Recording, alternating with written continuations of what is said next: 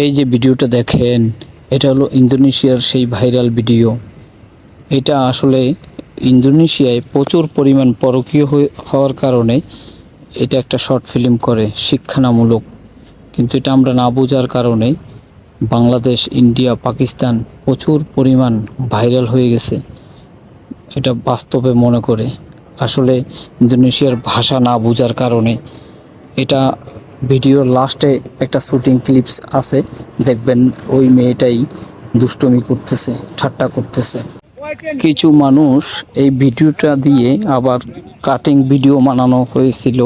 তারা বলতেছে যে মেলামেশা পরকীয় করতে যেয়ে তারা একজন একজনের সাথে লেগে গেছে এবং সেটা ছুটতেছে না, এবং লাস্ট পর্যায়ে অনেক চেষ্টা করার পরে তারা দুইজনেই মারা গেছে। আসলে তারা মারা যায় নাই, এটা একটা শর্ট ফিল্ম ছিল, দেখলে বুঝবেন। ধন্যবাদ, সবাইকে শেয়ার করে দিবেন।